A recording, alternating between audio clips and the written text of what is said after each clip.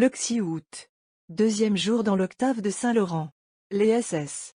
Tiburce et Suzanne, martyrs. Tiburce, fils de Chromatille préfet de Rome, suit aujourd'hui Laurent sur les charbons où la confession de sa foi l'amène lui-même. À 40 ans de distance, un même esprit anime les deux témoins du Seigneur Christ et leur suggère une même réponse à leur bourreau. Tiburce, marchant sur le brasier, s'écrie: « Apprends que l'unique Dieu est celui des chrétiens, car ces charbons me semblent des fleurs. » Dans ce voisinage immédiat du grand archidiacre, assez brillante elle-même pour n'en être pas éclipsée, une vierge illustre prend place à son tour. Parente à la fois de l'empereur Dioclétien et du saint pape Caius, Suzanne, dit-on, vit un jour le diadème impérial à ses pieds. La blanche couronne qu'elle lui préféra lui valut la palme du martyr, et toutes deux lui assurent une noblesse à jamais plus grande. Or, comme le remarque saint Léon en la glorieuse solennité dont l'octave commence, si nul n'est bon pour lui seul, si les faveurs de la sagesse ne profitent point seulement à celui qu'elle honore, nul n'est plus sage que le martyr, aucune éloquence ne vaut la sienne pour instruire le peuple de Dieu. C'est dans ce très excellent genre d'enseignement que, nous dit aujourd'hui même l'Église, Laurent a illuminé le monde de la lumière de ses feux, et chauffé les cœurs des chrétiens de l'ardeur des flammes dont ils brûlaient. La foi s'allume, la dévotion éclate en nos âmes au spectacle de ces combats. Le persécuteur n'attise pas contre moi ses brasiers, mais il m'embrase du désir du Sauveur.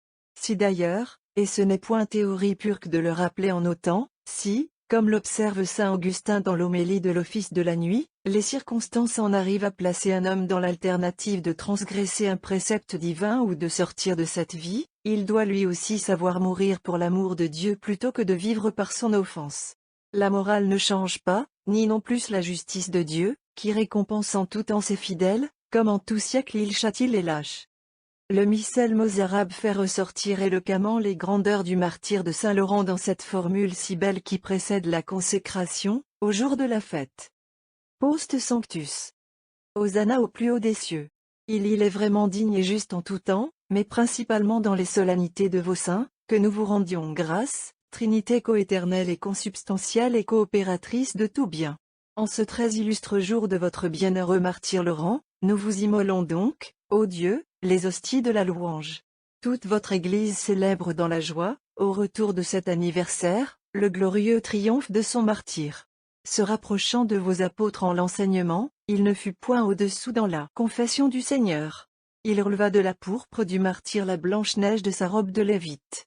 Le feu que vous êtes venu répandre sur la terre avait tellement embrasé son cœur, qu'il ne sentait pas ce feu visible et surmonté par la vigueur de l'esprit les flammes entourant son corps, sans nulle crainte en sa vaillante foi des charbons ardents.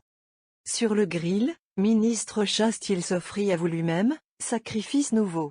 Autel d'holocauste, saveur suave pour le Seigneur.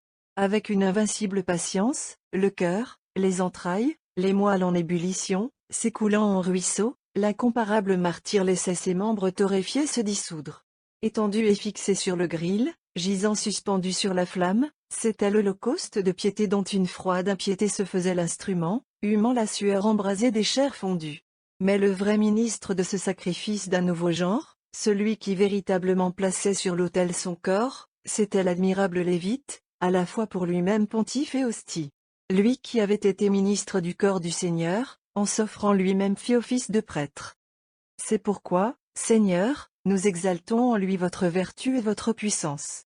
Qui, en effet, croira qu'un corps, inconsistant et fragile assemblage, eût pu sans vous suffire à tant d'assauts? Qui estimera que des membres humains n'eussent point cédé à ces feux dévorants, sans que partant de vous une plus vive flamme ne fût venue ranimer l'homme intérieur?